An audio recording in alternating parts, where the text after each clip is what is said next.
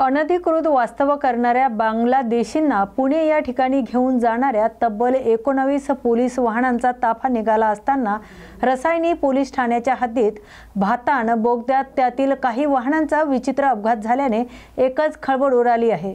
पुणे मुंबई द्रुतगती महामार्गावर भातान बोगद्यात आज सकाळी मोठा अपघात झाला आहे, तर 19 वाहनात एकूण तब्बल 160 बांगलादेशी होते। मिळालेल्या माहितीनुसार पुढील वाहनाने अचानक ब्रेक दाबल्याने मागील जवळपास 6 ते 7 वाहने एकमेकांना धडकली। यात 19 पोलीस कर्मचारी आणि 12 बांगलादेशी जखमी झाले असून जखमींवर MGM रुग्णालयात उपचार सुरू आहेत। याबाबत अधिक माहिती रायगडचे पोलीस अधीक्षक आंचल दलाल यांनी दिली, तर पुढील तपास सुरू असल्याने त्यांनी सांगितलंय। आज सकाळी जवळपास 19 वाहनांचा एक पोलीस कॉन्वॉय मुंबईवरून रवाना झालेला होता। त्याच्यात 160 इलिगल बांगलादेशी इमिग्रंट होते, ज्यांना पुण्याला ते घेत जात होते बांगलादेशला परत डिपोर्ट करण्यासाठी। अंदाजन 7:45 वाजताचे जवळपास सकाळी भातन आपले जे बोगदे आहे तिथे हे अपघात घडलेला आहे। याच्यात जवळपास 19 पोलीस कर्मचारी आणि 12 जे इलिगल बांगलादेशी इमिग्रंट आहे ते जखमी झालेले आहे। यापैकी एक आपले मुंबई पोलीसचे कर्मचारी आहे विजय माने म्हणून, त्यांना जास्त लागलेली आहे आणि त्यांचा उपचार MGM हॉस्पिटलला चालू आहे नवी मुंबईमध्ये। या संदर्भामध्ये वाहनावर कोणत्या गुन्हा दाखल झालाय का, कोणत्या पोलीस स्टेशनमध्ये कार्यवाही सुरू आहे? याच्यात एकूण 6 वाहन अपघातग्रस्त झालेले आहे आणि त्या वाहनांबद्दल आणि हे पूर्ण जे अपघात घडलाय याच्या दाखल करण्याची प्रक्रिया रसायनी पोलीस स्टेशनमध्ये चालू आहे।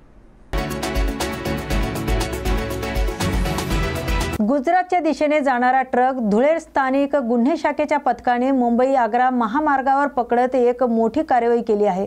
सदर ट्रकची तपासणी केली असता त्यात लाखो रुपयाचा विदेशी दारूचा मोठा अवैध साठा आढळून आला।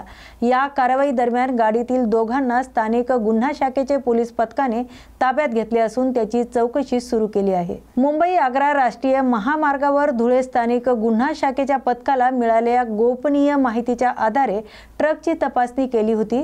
अशातच सोलापूरहून येणाऱ्या MH13DQ 9665 क्रमांकाचा ट्रक पोलिसांकडून अडवण्यात आला।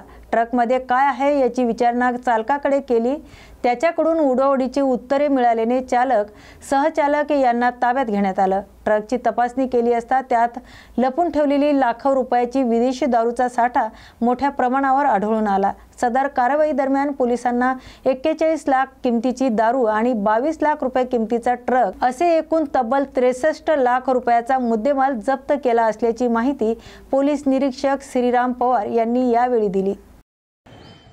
गोपनीय माहिती मिळाली होती। गोवा राज्यातून अवैध दारू ही गुजरात राज्याकडे धुळे मार्गे जाणार आहे। त्या पद्धतीने